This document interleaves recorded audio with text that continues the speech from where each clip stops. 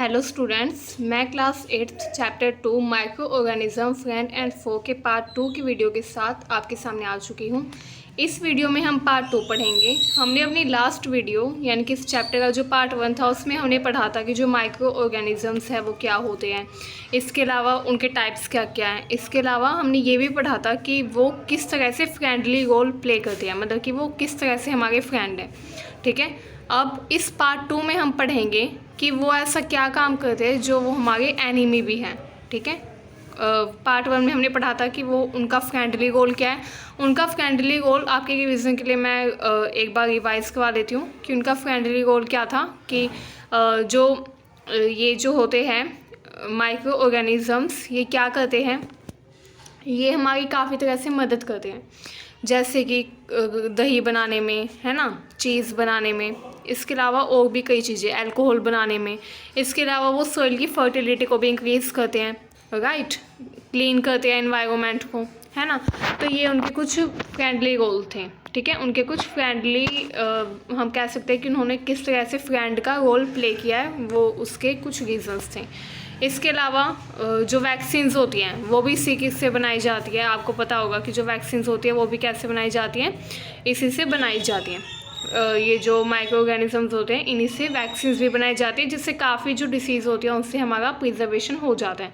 अब इस वीडियो में ये जो पार्ट 2 है इसमें हम पढ़ेंगे हार्मफुल माइक्रो ऑर्गेनिजम्स क्या होते हैं। इस टॉपिक पे आने से पहले मैं आपको कहूँगी कि आप हमारे चैनल को लाइक, कमेंट एंड सब्सक्राइब करना ना भूलें।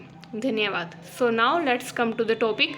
हमारा टॉपिक है 2.4 हार्मफुल माइक्रो ऑर्गेनिजम्स। इसमें हम पढ़ेंगे कि किस तरह से माइक्रो ऑर्गेनिजम्स हार्मफुल हो सकते हैं, हमारे एनिमी हो सकते हैं, क्या क्या वो रीजंस हैं। ठीक है, चलिए हम पढ़ते हैं।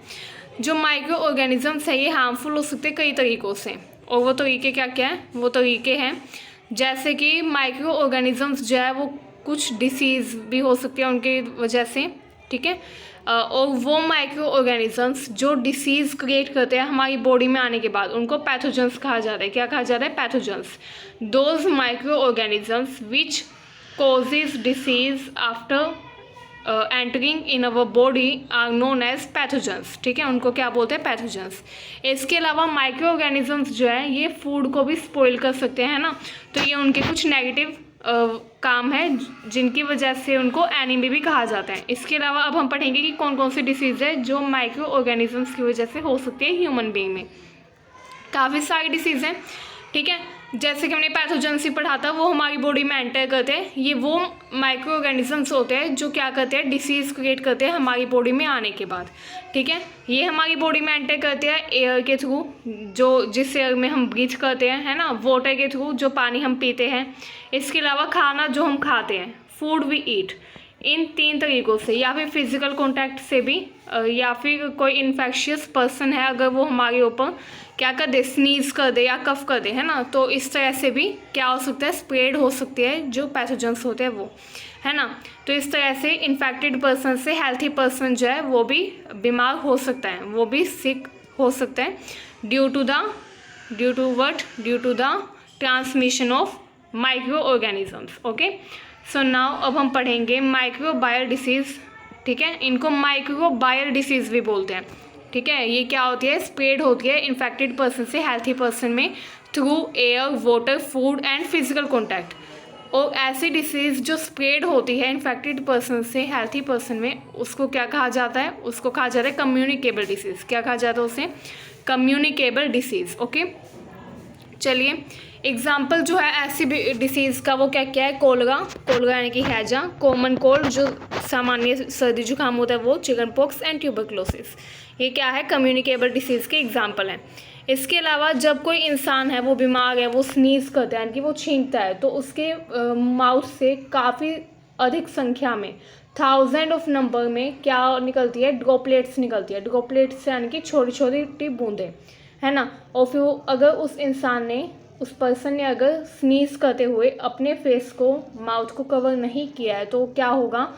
वो जो फाइन ड्रॉपलेट्स है इन 1000 ऑफ नंबर, वो क्या हो जाएगी? पूरी एयर में, कंप्लीट इन्वायरमेंट में स्प्रेड हो जाएगी। और वो इतनी तेज़ी से आती हैं छींक के दौरान, स्नीज़ के दौरान, कि वो काफ़ी दूर तक स्प्रेड होती हैं, है ना। तो अगर उस इन्वायरमेंट में आसपास में जो भी हेल्थी पर्सन होंगे, बाय ब्रीथ बाय एयर वो उनकी बॉडी में एंटर कर जाएगी, और उनकी बॉडी में एंटर करके अगर उनकी जो रोग प्रतिरोधक क्षमता है, ठीक है, अगर उनकी जो ये रोग बीमारियों से लड़ने की जो ताकत है अगर उनके अंदर कम है, ठीक है, तो क्या होगा, they are very keen to get that disease, वो बहुत ही ज़्यादा चांसेस है कि वो भी उस डिसीज़ से पीड़ित हो सकते हैं, वो भी उसकी वजह से डिफ़िकल्टी फेस कर सकते हैं इन फ्यूचर, ठीक है। तो इसलिए ये कहा जाता है कि जब भी कोई इंसान क्या करे, स्नीज़ करे, तो जो इन्फेक्टेड पर्सन है हमें उससे बोलना चाहिए कि वो अपने माउथ को कवर कर ले, ताकि उसके मुंह से जो माइक्रो ऑर्गेनिजम्स है, बैक्टीरिया या वायरसेस है, वो बाहर ना आए, ठीक है।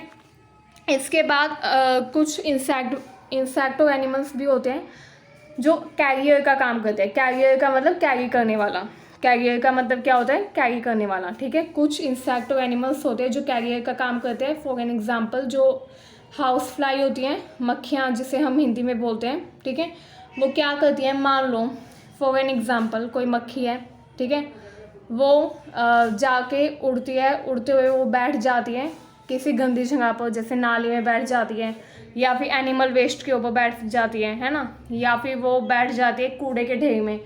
तो वहाँ से वो क्या करेगी, वहाँ से वो कैरी कर लेगी, क्या कैरी करेगी, माइक्रो ऑर्गेनिजम्स, ठीक है।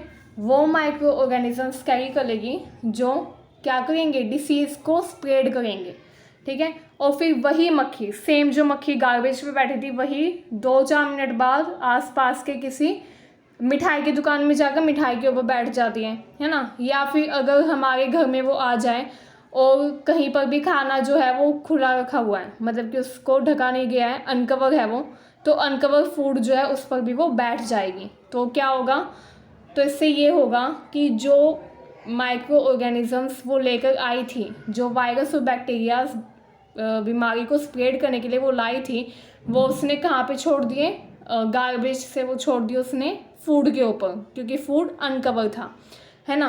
तो इससे क्या हो सकता है, जो फूड है वो कंटेमिनेट हो जाएगा, दूषित हो जाएगा, और जो भी इंसान उस फूड को खाएगा एज इट इज़, ठीक है, वो क्या हो जाएगा, he is very keen to get that disease, he is very keen to get disease due to that virus और दैट बैक्टीरिया और एनी अदर माइक्रो ऑर्गेनिज्म, ठीक है।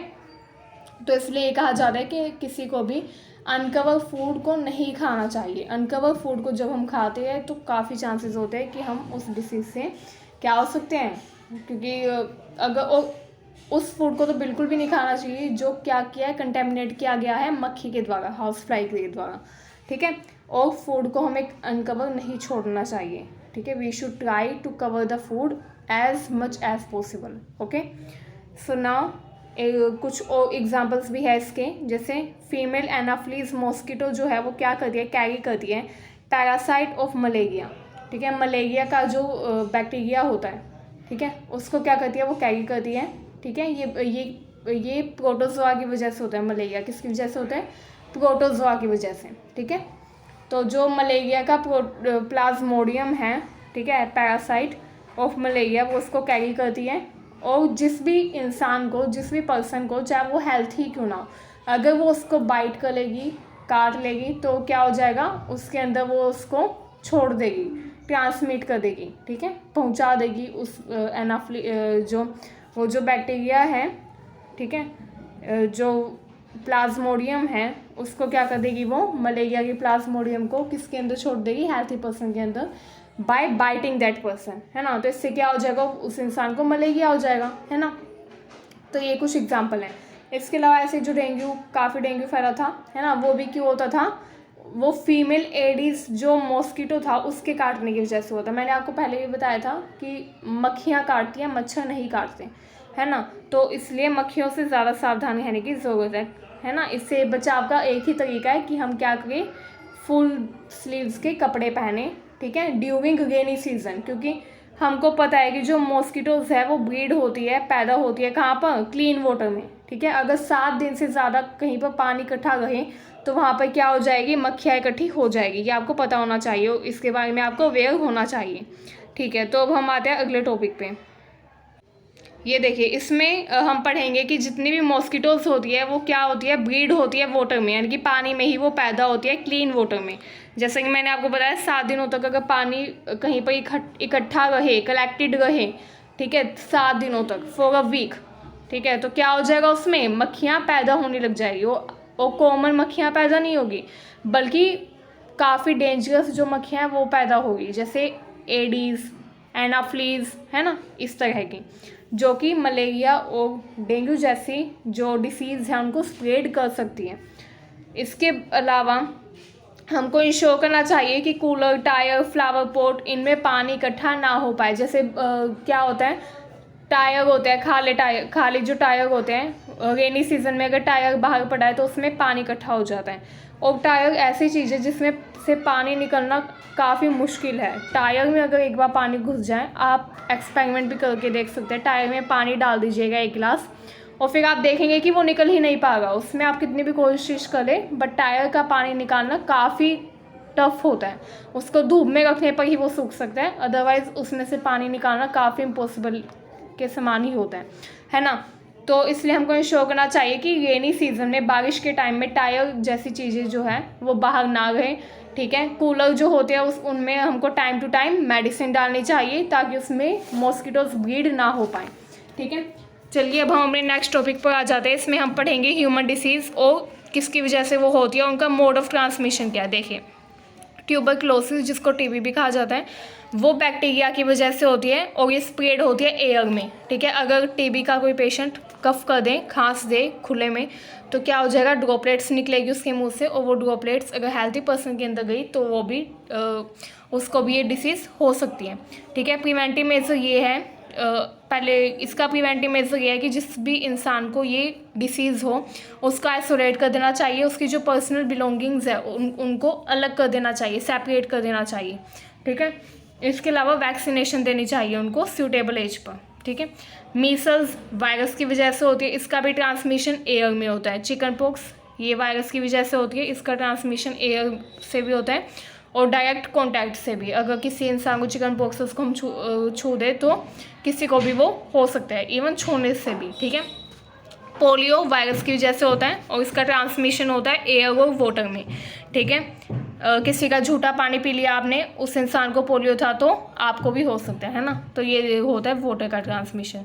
इसके अलावा कोलगा देखिए, कोलगा जिसे हैजा बोलते हैं, ये बैक्टीरिया के कारण होता है। वाटर और फूड, कंटेमिनेटेड वाटर और कंटेमिनेटेड फूड ईट या ड्रिंक करने की वजह से ही ये होता है। टाइफाइड बैक्टीरिया की वजह से होता है, गंदा पानी, दूषित पानी पीने की वजह से, ठीक है। इससे इसका ट्रांसमिशन भी हो सकता हो, ठीक है। हेपेटाइटिस वायरस की वजह से होता है, वाटर इसका ट्रांसमिशन का सोर्स है। मलेरिया प्रोटोजोआ की वजह से होता है और ट्रांसमिट होता है किसकी वजह से, मॉस्किटो की वजह से, ठीक है। मलेरिया से बचने के लिए क्या करना चाहिए, मॉस्किटो नेट का यूज़ करना चाहिए। जो नेट आता नहीं है कि नेट वो स्प्रेड करे तो मॉस्किटो उसके अंदर नहीं आ पाएंगे, उसका यूज़ करना चाहिए। इसके अलावा स्प्रे करना चाहिए मॉस्किटोज को मारने वाला, है ना, ये सब करना चाहिए। हेपेटाइटिस से बचने के लिए ड्रिंक करना चाहिए बॉइल्ड वाटर, पानी को अच्छे से उबाल के, या फिर आजकल आरओ चले हुए हैं तो वो भी यूज़ कर सकते हैं। इसके अलावा क्या होता है, जो कोलगा और टाइफाइड होता है, इससे बचने के लिए क्या करना चाहिए, पर्सनल हाइजीन, ठीक है। जो फूड कुक किया है उसका इंश्योर करना चाहिए कि वो ख़राब तरीके से ना बनाया गया हो। इसके अलावा ड्रिंकिंग वाटर को बॉईल करना चाहिए अच्छे से, वैक्सीनेशन का यूज़ करना चाहिए, ठीक है, एट सुटेबल एज। तो इन सब तरीक़ों से हम बच सकते हैं इन डिसीज़ से। इसके अलावा जो डिसीज़ है माइक्रो ऑर्गेनिज्म की वजह से, वो सिर्फ ह्यूमंस में ही नहीं होती बल्कि एनिमल्स में भी हो सकती है। एक डिसीज़ है एंथ्रैक्स, क्या नाम है उस डिसीज़ का, एंथ्रैक्स। वो किसकी वजह से होती है, वो होती है बैक्टीरियम की वजह से। किसकी वजह से होती है, बैक्टीरियम की वजह से, ठीक है। ये एक बैक्टीरिया होता है, आगे बात समझ में। उसके बाद इसके अलावा जो एनिमल्स होते हैं उनमें और भी डिसीज़ हो सकती है, जैसे फूट और माउथ, ठीक है। फूट की डिसीज़ हो, माउथ की डिसीज़, ठीक है। ये जो डिसीज़ होती है कैटल के अंदर, ये वायरस की वजह से होती है। किसकी वजह से होती है, वायरस की वजह से, ठीक है, ओके। इसके अलावा अब हम आ जाते हैं, कुछ डिसीज़ होती हैं जो प्लांट्स के अंदर भी हो सकती है ड्यू टू माइक्रो ऑर्गेनिजम्स, ठीक है। माइक्रो ऑर्गेनिजम्स जो है वो प्लांट्स को भी क्या कर सकते हैं, बीमार बना सकते हैं, उनको भी डिसीज़ स्प्रेड कर सकते हैं। कैसे, जैसे कि अगर कोई भी प्लांट है उसको कोई भी डिसीज़ हो जाए ड्यू टू माइक्रो ऑर्गेनिज्म, तो उसकी जो उपजता है वो कम हो जाएगी, जो उत्पादन टोटल है वो कम हो जाएगा। यील्ड ऑफ दैट क्रॉप, मतलब कि उस फसल का उत्पादन रिड्यूस हो जाएगा, कम हो जाएगा, अगर वो क्या हो गई है डिसीज़ से, अगर वो सिक हो गई है due to any micro organism. ठीक है, इसके अलावा अब हम आते हैं कि कौन कौन सी डिसीज़ होती है प्लांट्स में। देखिए प्लांट्स में काफ़ी डिसीज़ हो सकती है, जैसे साइट्रस कैंकर। साइट्रस कैंकर में क्या होता है, ये बैक्टीरिया की वजह से होती है प्लांट्स में, और इसका ट्रांसमिशन एयर की वजह से होता है। जैसे एयर में इसका कोई बैक्टीरिया हो और वो प्लांट्स पर लग जाए तो प्लांट्स जो है वो क्या हो जाएंगे, उनको डिसीज़ हो जाएगी ये वाली। इसके अलावा जिसकी वजह से उनका जो टोटल कल्टीवेशन है उसमें कमी आ सकती है, जो यील्ड है वो रिड्यूस हो सकती है। इसके अलावा रस्ट ऑफ व्हीट, ये फंगस की वजह से होता है, और इसका ट्रांसमिशन कैसे होता है, एयर या सीड्स के द्वारा। ख़राब सीड्स का अगर यूज़ करें तो ये डिसीज़ हो सकती है। इसके अलावा येलो वीन मोजाइक ऑफ भिंडी वायरस की वजह से होती है। ठीक है, और इसका ट्रांसमिशन कौन करते हैं, इंसेक्ट करते हैं। इसके बाद आते हैं फूड पॉइजनिंग पे। फूड पॉइजनिंग में क्या होता है, जैसे कभी कभी फूड क्या हो जाता है, स्पॉइल हो जाता है। क्यों स्पॉइल हो जाता है, सीरियस इलनेस की वजह। ये देखिए फूड पॉइजनिंग क्यों होती है। फूड पॉइजनिंग होने का रीज़न क्या है, फूड पॉइजनिंग होने का रीज़न ये है कि कभी कभी फूड जो है वो कंटेमिनेट हो जाता है। जैसे हमने पढ़ा था कि कोई मक्खी है वो गार्बेज पे बैठी हो, फिर वो बैठ जाए हमारे फूड के ऊपर, फूड अनकवर था उसके ऊपर वो बैठ गई, तो उसने वहाँ पे क्या छोड़ दिया, बैक्टीरिया या वायरस छोड़ दिए। ठीक है, वो जो उसने वहाँ पे बैक्टीरिया और वायरस छोड़े उसकी वजह से क्या हुआ, उसकी वजह से जो फूड था वो कंटेमिनेट हो गया, है ना। तो एक रीज़न होता है। ठीक है, इसकी वजह से भी काफ़ी सीरियस इलनेस और इवन डेथ भी हो सकती है इंसान की, है ना, अगर वो फूड पॉइजनिंग अगर ज़्यादा हो जाए तो। इसके अलावा अब हम पढ़ते हैं फूड प्रिजर्वेशन। फूड को प्रिजर्व करने का तरीका क्या होता है। फूड प्रिजर्वेशन का मतलब होता है खाने को प्रिजर्व करना, बचाना। फूड को स्पॉइल होने से बचाने के कई तरीके होते हैं, जैसे कि केमिकल मेथड होता है। केमिकल मेथड में क्या होता है, हम सॉल्ट का यूज़ करते हैं, एडिबल ऑयल का, ठीक है, कॉमन केमिकल के रूप में फूड को सेव करने के लिए। क्योंकि क्या होता है, सॉल्ट का या ऑयल का जब हम यूज़ करते हैं तो ये क्या करते हैं, जो ग्रोथ होती है माइक्रो ऑर्गेनिज्म की उसको ये स्टॉप कर देते हैं। ठीक है, माइक्रो ऑर्गेनिज्म की ग्रोथ को स्टॉप कर देते हैं। इस तरह से जो हमारा फूड है वो कंटेमिनेट होने से बच जाता है। ठीक है, इनको प्रिजर्वेटिव भी कहा जाता है। क्या कहा जाता है इनको, प्रिजर्वेटिव। ठीक है, इसके अलावा सॉल्ट और एसिड का यूज़ काफ़ी उसमें किया जाता है, जैसे पिकल यानी कि अचार बनाने में किया जाता है इसका यूज़। ठीक है, इसके अलावा सोडियम बेंजोएट, सोडियम मेटाबाइसल्फाइड, ये दो कॉमन प्रिजर्वेटिव हैं। ठीक है, इनका यूज़ जैम में किया जाता है, जेली में, स्क्वैशेज़ में। स्क्वैशेज़ का मतलब होता है जो फलों का रस होता है जो बोतल बंद होता है उसमें, है ना। तो इन सब में इसका यूज़ किया जाता है। किस किसका, सोडियम बेंजोएट और सोडियम मेटाबाइसल्फाइड। ठीक है, अब हम आ जाते हैं कि सॉल्ट के द्वारा कैसे प्रिजर्वेशन। ये देखिए हमारा प्रिजर्वेशन जो है वो सॉल्ट के द्वारा भी होता है। सॉल्ट के द्वारा कैसे होता है, जैसे कि जब भी मीट या फिश को बनाया जाता है तो क्या किया जाता है, उस पर सॉल्ट लगा दिया जाता है। मीट या फिश जो होती है उसको कवर किया जाता है ड्राई सॉल्ट से। ठीक है, ताकि वो बैक्टीरिया से बचाई जा सके। अब देखो आप सोचते होंगे कि अगर कोई जीव जो है वो ज़मीन पर पड़ा हुआ है और ज़मीन पर मरा हुआ है तो उस पर कितने कीटाणु आ जाते हैं, है ना। बट जो मीट और फिश होती है उस पर कोई कीटाणु नहीं आता। तो इसका रीज़न क्या है, इसका रीज़न ये है कि उस पर सॉल्ट लगाए जाते हैं। ठीक है, ड्राई सॉल्ट जब उस पर लगाया जाता है तो वो काफ़ी टाइम तक ख़राब नहीं होता। तो सॉल्टिंग जो है वो एक तरीका है। इसके अलावा सॉल्ट का यूज़ काफ़ी चीज़ों में किया जाता है, जैसे आंवला में, रो मैंगोज यानी कि जो कच्चे आम होते हैं उनमें भी सॉल्ट का यूज़ किया जाता है ताकि वो ख़राब ना हो, रोटन ना हो। ठीक है, टैमरिंड, इमली में भी इसका यूज़ किया जाता है इवन। ठीक है, नेक्स्ट आता है प्रिजर्वेशन बाय शुगर। ये देखिए प्रिजर्वेशन बाय शुगर कैसे किया जाता है। जैसे कि आपको पता ही है कि जैम में, जेली में और जो स्क्वैशेस होते हैं इनमें क्या किया जाता है, शुगर डाला जाता है। शुगर डाला जाता है, आप सोच रहे होगे कि मीठा करने के लिए इसमें शुगर डालते हैं, बट इसका एक रीज़न मीठा करने के बजाय एक और इसका रीज़न होता है, और वो जो इसका रीज़न है वो क्या है, ताकि ये ख़राब ना हो, ताकि इसमें बैक्टीरिया की ग्रोथ ना हो। ठीक है, इसके अलावा ऑयल और विनेगर के द्वारा भी, विनेगर का मतलब होता है सिरका, इन दोनों के द्वारा भी क्या किया जाता है, प्रिजर्वेशन किया जाता है। जैसे ऑयल का यूज़ करते हैं विनेगर का प्रिवेंट करने के लिए स्पॉइलेज ऑफ फूड, क्या प्रिवेंट करने के लिए, स्पॉइलेज ऑफ फूड। जैसे कि पिकल अचार में डाला जाता है ना। क्योंकि अब आप सोच रहे होंगे कि इससे कैसे जो ग्रोथ है माइक्रो ऑर्गेनिजम्स की वो नहीं होती, क्या रीज़न है। इसका रीज़न ये है कि कोई भी बैक्टीरिया या वायरस जो है वो ऐसे एनवायरनमेंट में नहीं रह सकता जहाँ पे क्या हो, जहाँ पर ऑयल हो, विनेगर हो, या फिर शुगर हो, या फिर क्या हो, सॉल्ट हो, है ना। तो जब हम इनका यूज़ करते हैं, जब हम इनको किसी चीज़ में डालते हैं, तो उसमें बैक्टीरियाज या वायरस जो है उसकी ग्रोथ कम हो जाती है, ठीक है। तो एक रीज़न होता है। इसके अलावा हीट एंड कोल्ड ट्रीटमेंट भी एक उपाय है इसका। कैसे, कभी कभी हम क्या कर देते हैं, जैसे आपको पता ही है कोल्ड ट्रीटमेंट में तो ये आता है कि ठंडे एनवायरनमेंट में रखते हैं, फ्रूट्स लाते हैं उसको फ्रिज में रख देते हैं, वेजिटेबल्स को भी हम फ्रिज में रख देते हैं। या फिर आपने देखा होगा कि आपकी मम्मी जो है वो सब्जी बनाती है दिन में, है ना, दिन में या सुबह जब भी सब्जी बनाए तो खाने के बाद जो बच जाती है सब्जी उसको फ्रिज में रख देते हैं। फ्रिज में रखने का फ़ायदा ये होता है क्योंकि कोल्ड होता है फ्रिज में, कोल्ड टेम्परेचर होता है, टेम्परेचर उसमें कम होता है। तो कम टेम्परेचर की वजह से क्या होता है, उसमें कम टेम्परेचर का फ़ायदा ये होता है कि उसमें ग्रोथ नहीं हो पाती बैक्टीरियाज या वायरस की, और वो जल्दी से ख़राब नहीं होता। तो ये फ्रिज में रखने का एक फ़ायदा है।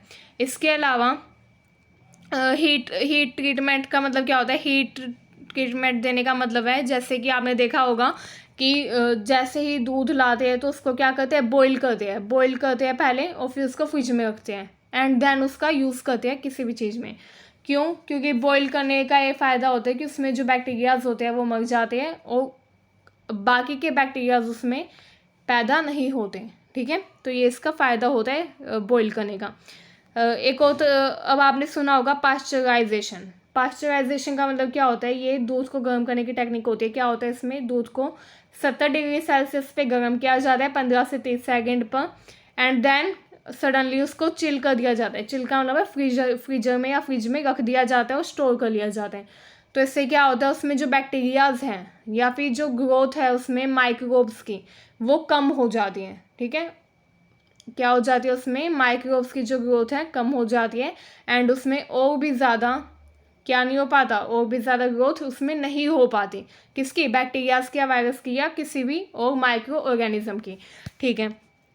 अब हम पढ़ते हैं ये जो पास्चराइजेशन है, इस प्रोसेस को पास्चराइजेशन कहते हैं। काफ़ी इंपॉर्टेंट है ये, एग्जाम में पक्का आ सकता है, तो आपको पता होना चाहिए व्हाट इज़ पास्चराइजेशन। पास्चराइजेशन का मतलब होता है 70 डिग्री सेल्सियस पर जो मिल्क है उसको बॉईल करना, बॉईल करने के बाद सडनली उसको चिल कर देना, ठीक है। ये तरीका होता है। इसकी डिस्कवरी की थी लुईस पास्चर ने। किसने की थी? लुईस पास्चर ने। फ़ायदा क्या है इसका, इससे मिल्क जो है वो जल्दी ख़राब नहीं होता, 2 दिन चल जाता है, ठीक है। नेक्स्ट आता है storage and packing. Storage and packing में क्या होता है, आपने देखा होगा, आप दुकानों पे जाते हैं, चिप्स के पैकेट होते हैं, नमकीन के पैकेट पूरी तरह से बंद होते हैं, सील बंद होते हैं, है ना। तो उनमें एयर जो है वो नहीं जा पाती, ठीक है। तो ये उसका फ़ायदा होता है। तो इसमें हम क्या करते हैं, स्टोर करते हैं उसको और फिर पैक कर लेते हैं, है ना। और ये जो स्टोर किया जाता है पैकेट में जो बंद होता है, इसमें कौन सी गैस होती है, नाइट्रोजन गैस होती है। क्योंकि नाइट्रोजन गैस जो है इसकी वजह से कोई भी जो ड्राई फ्रूट या कुछ भी है, नमकीन वगैरह, ये ख़राब नहीं होती, ठीक है। तो कौन सी गैस होती है उसमें, पैकेटबंद चीज़ें जो होती है उनमें नाइट्रोजन गैस का यूज़ किया जाता है, ठीक है। अब हम पढ़ते हैं नाइट्रोजन फिक्सेशन। इसमें क्या होता है, देखिए, आपने पढ़ा होगा, मैंने पहले ही बताया कि राइजोबियम नाम का एक बैक्टीरिया होता है जो ज़मीन के अंदर होता है। वो जो बैक्टीरिया होता है वो क्या करता है, ज़मीन के अंदर नाइट्रोजन के लेवल को बनाए रखता है। बट आपको आश्चर्य होगा कि नाइट्रोजन जो है वो कांस्टेंट कैसे रहती है ना। तो इसका भी एक सर्कल होता है। आपको पता ही है कि हमारे इन्वायरमेंट में टोटल 78% नाइट्रोजन होती है, राइट और नोट? यस, 78% नाइट्रोजन होती है। क्या होता है इसमें, नाइट्रोजन जो है वो क्या करती है, नाइट्रोजन का काम क्या होता है, अब हम ये पढ़ेंगे।